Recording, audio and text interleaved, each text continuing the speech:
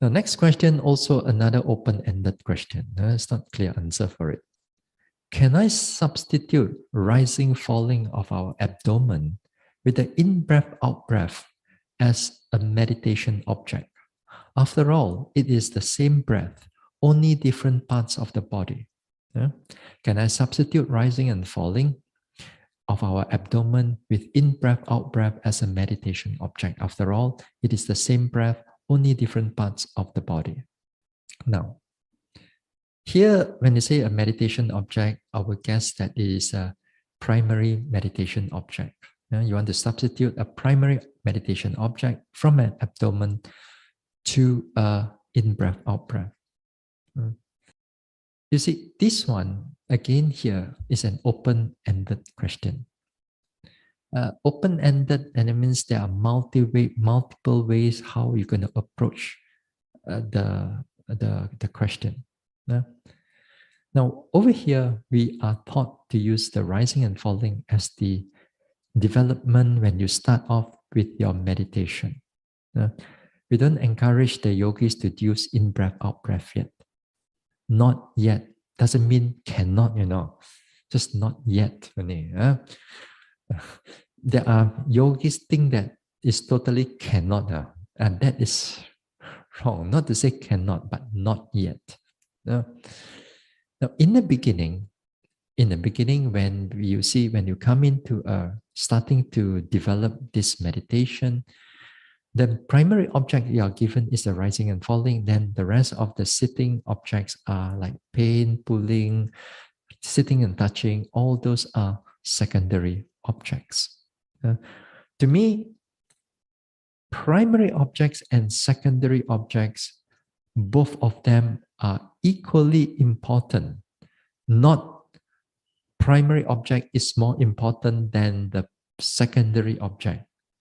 But sometimes we may hear primary objects are more important than the secondary object. Therefore, what the yogi here is that just use the primary object and forget about the secondary object.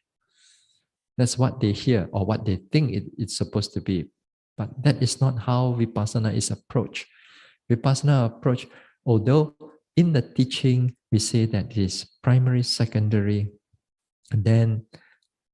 but when it comes to the practice, both of them are equally important depending on which one is predominant. Okay?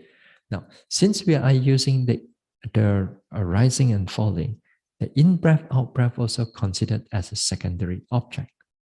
Okay?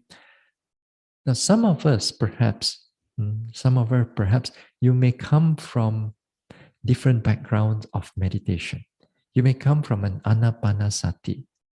And because of you come from an anapanasati, and then there are yogis who tend to go into the samatha way of meditation. Okay? Now, when you want to do vipassana, that you are supposed to see the changes in the object. You're supposed to see how the rising, falling, moving, whether it's long, short, or even if you're taking anapana, you have to take it long, short, fast, slow, whatever that is going on. That means you're actively noticing what is going on.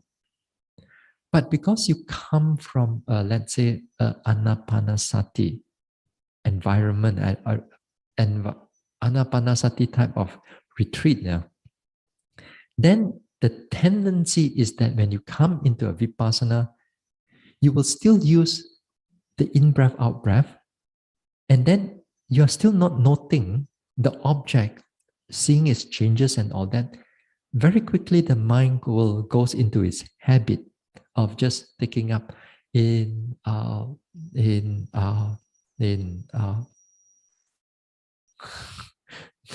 then nothing already.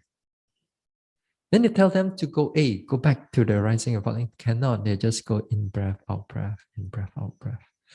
So it's not as easy for them to change from an anapanasati to a rising and falling. Because every time when they touch on the anapanasati, they will go into a lot of the way of samatha. Sometimes people thought anapanasati as vipassana, but the way the yogi is doing it is like a samatha way. Like they are not seeing the changes of the object. They are just in breath, out breath, in breath, out breath, in breath, out breath. Very nice, very smooth. No pain, no nothing throughout the whole leg or the body. Very peaceful. So because of that, we try to encourage yogis who come from this type of background, who come from this type of background. When you come to this type of Mahasi method, you have to make an effort to differentiate the in-breath, out-breath, and the rising and falling. Every time you have to direct the mind to the rising and falling. Every time you direct it, until you get used to it with the in-breath, with the rising and falling.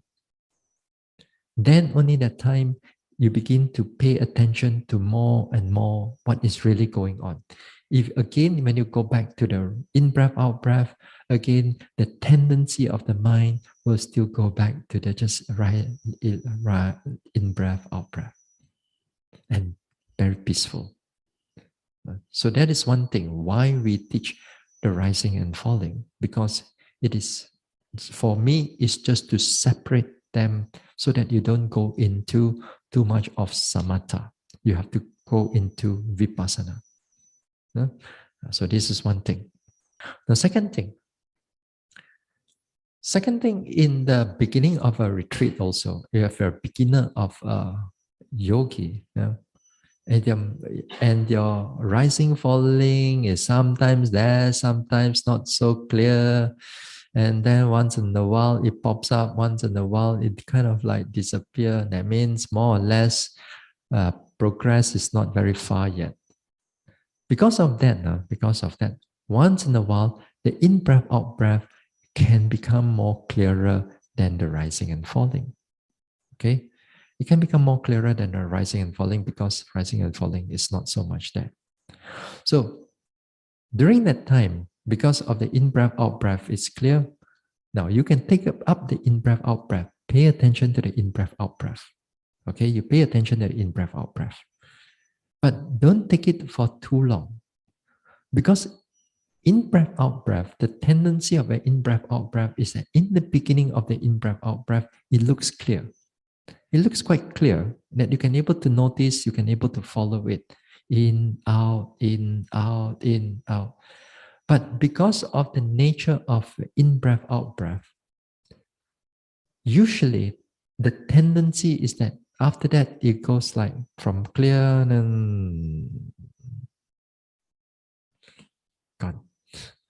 Then it's not so clear anymore. Then after that, pleasant again. Yeah.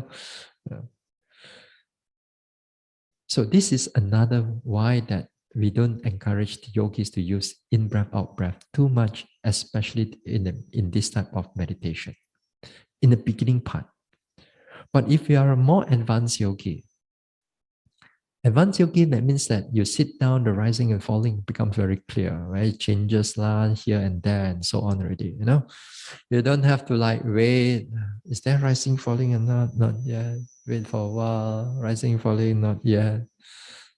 That one still got a lot of things to do, But for others that they sit down, the in-breath, out-breath, the movements or in-breath, out, or rising, falling, is already very fast, very clear, very, very active already.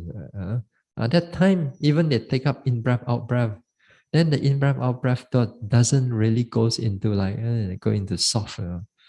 Why? Because of their mindfulness is continuous and strong. It's not because of the in-breath, out-breath, or rising and falling, but it's because of the mindfulness is strong. So, in other words, if your mindfulness is not strong, you take up certain object and your mindfulness is not strong, everything will go into nothing much. Yeah. It's because of the mindfulness is not strong. So mindfulness is always important, especially for those who are just beginning in the retreat. All you need to do is keep your mind in the present and pay attention to what is going on. Whether it's sitting, walking, or your daily activities. So this is one thing. Now, another thing about in breath, out breath, and rising and falling. Here, the question I was asking about. After all, they're within the same, breathing system, in the same way. That's how we think it as physiologically. We think it that way.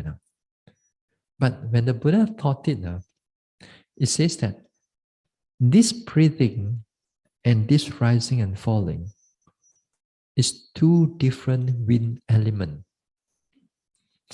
Although they are wind element, but there are two different wind elements. In breath, out breath as a wind element, rising and falling as another wind element. There are 6 types of wind element. Yeah? So there are 2 parts of it is these 2. Psychologically, physiologically, or the way that we understand, we thought that all this is breathing in and out. But actually, when it comes to the meditation, we have to let go of that thinking. We have to let go of that thinking. You must consider rising and falling as an object. Consider in breath, out breath as an object. Don't worry how it connects. Because a lot of times when we thinking about how the whole thing connect, actually it's a lot of concept and theory is superimposed onto our noting. And with that, sometimes it affects our noting. In other words, it affects the clarity and the progress of the meditation. So let it go. But it's very hard to let go because we want to think how we want to think. So nevertheless, keep it to the rising and falling as your main primary object. In the beginning, especially when you start meditation, doing this vipassana method. Now, later part, when you're getting much more advanced, it doesn't matter whether in breath, out breath, rising, falling, sitting, touching, or whichever object, it does not matter anymore because every object you notice it's all changing, arising, and passing away. You don't go and debate whether should I take up in breath, out breath, rising, falling, sitting, touching. No more. Because all this concept, thinking which one is all gone. Because every time you sit down, it's all changing and changing and changing and changing. You don't even have time to know which one is in breath, out breath, which one is out breath, which one is rising and falling. There's no name anymore. So that's why when you come into the deeper aspect of meditation, all the argument of whether you should take up in breath, out breath first, or rising and falling first, whether a rising and falling taught by the Buddha and this and that, all those arguments all disappear, all gone. That's why, as I said, when people argue about rising, falling, in breath, out breath, and all that, I don't go and participate. This is child's play. No, then when you see the child go and play and then they argue about which toys and all that, then you look at child's play. So when Buddhist devotees start argument about all these things, to me, I look at it like child's play. Oh, I know. But perhaps sometimes we are very, sometimes they say like that, people are very attached to all their way of doing things. So they may not feel so happy about it, but that's your level. You don't feel happy about it because you're at that level. But when you go in the deeper level, you don't even know when pain comes in also. You know the pain, but the pain is always keep on arising and passing away. And you ask the yogi, which one is arising and passing away due to pain, and which one is the arising and passing away due to the rising, falling, or the in breath, out breath? They cannot differentiate because everything is just 3 universal characteristics of arising and passing away only. So that's why when it goes deeper, all these questions are all gone. But in the meantime, before we go deep enough, so here, take up the rising and falling first.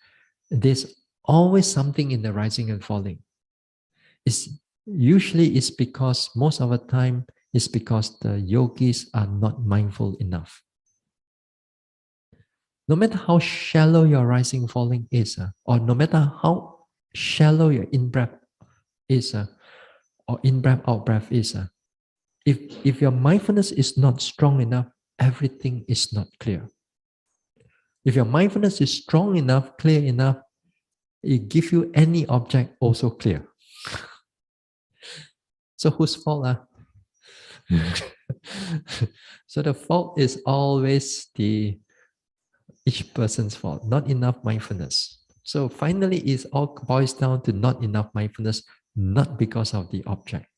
Uh, uh, okay, so something like that.